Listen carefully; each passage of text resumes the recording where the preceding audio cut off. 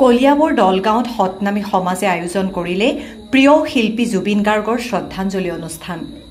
সমগ্ৰ ৰাজ্যজুৰি আজিও অব্যাহত আছে জনপ্ৰিয় কণ্ঠশিল্পী হাৰ্টথ্ৰব জুবিন গাৰ্গৰ শ্ৰদ্ধাঞ্জলি অনুষ্ঠান। বিভিন্ন অনুষ্ঠান প্ৰতিষ্ঠানৰ লগতে কলিয়াবৰ দলগাঁৱৰ সতনামী সমাজেও আজি আয়োজন কৰিলে শ্ৰদ্ধাঞ্জলি অনুষ্ঠানৰ।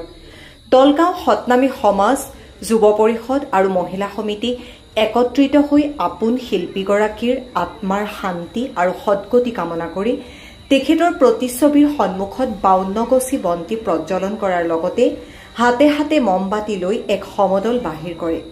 জুবিন দা অমৰ হওক, জুবিন দা অমৰ হওক ধ্বনিৰে মুখৰিত হৈ পৰে সমগ্ৰ অঞ্চল। আনহাতে জুবিনৰ মৃত্যুৰ উচিত তদন্তৰ বাবে মুখ্যমন্ত্ৰীক কাটৰ অনুৰোধ জনায় অনুৰাগীসকলে। News desk report, any express.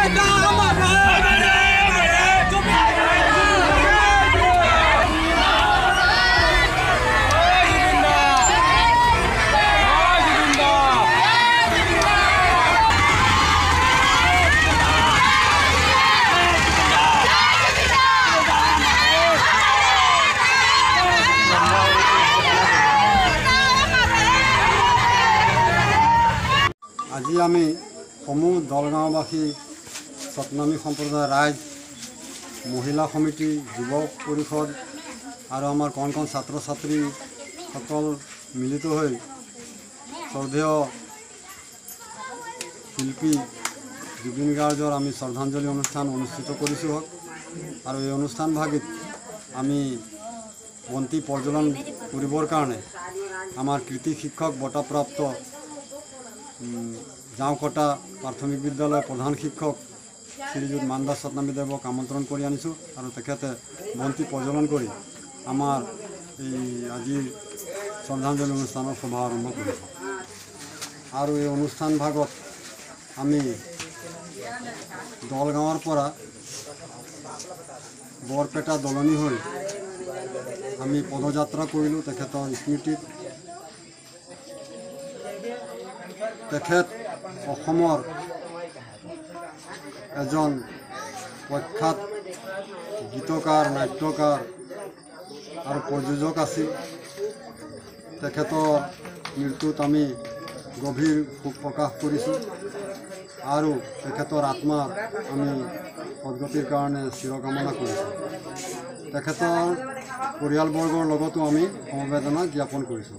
তেখেত এজন প্ৰতিষ্ঠিত গায়ক। অকল তেখেত অসমৰে নহয়, তেখেতে ভাৰতীয় 40টা ভাষাৰ গান তেওঁ গাব জানিছিল, ভাষা জানিছিল আৰু তেখেতে অজস্ৰ বহুসংখ্যক ভাষাৰ গান চাহ জনজাতি, নেপালী, কাৰ্বি, মাৰোৱাৰী, বিহাৰী ইত্যাদি ইত্যাদি ভাষাৰ তেওঁ বহু প্ৰতিভাৱান গান তেখেতে গাইছিল।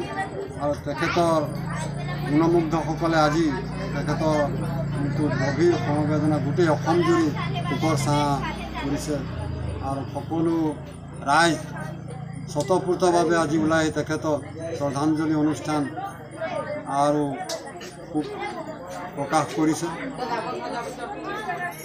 তেখেতৰ জন্ম 1972 চনত তুৰাত জন্ম হৈছিল আৰু তেখেতৰ মৃত্যু গত 19 ছেপ্টেম্বৰ 2025 তাৰিখে ছিংগাপুৰৰ এখন ঠাইত তেখেতে ইহলীলা স্মৰণ কৰিলে। তেখেতৰ মৃত্যুত গোটেই ভাৰতবৰ্ষ, অসমৰ লগতে গোটেই ভাৰতবৰ্ষই গভীৰ দুখ প্ৰকাশ কৰিছে। তেখেত কম বয়সতে, 52 বছৰ বয়সতে তেখেতে মৃত্যুবৰণ কৰিলে। আমিও এই তেখেতৰ মৃত্যুত গভীৰ দুখ প্ৰকাশ কৰিছোঁ। নমস্কাৰ। আজি জুবিনদাৰ মৃত্যু উপলক্ষে সমগ্ৰ অসমৰ লগতে কলিয়াবৰ দলগাঁও চটনামী গাঁৱতে আজি জুবিনদাৰ শ্ৰদ্ধাঞ্জলি অনুষ্ঠান সকলো ৰাইজৰ সহযোগতে বনগছি বন্তি প্ৰজ্বলন কৰা হৈছে তেখেতৰ আত্মা শান্তিৰ বাবে। জুবিনদা য'তেই আছে তেওঁ আত্মা চিৰশান্তি পাওক আৰু আমি সকলোৱে তেখেতৰ কাৰণে শোক প্ৰকাশ কৰিছোঁ।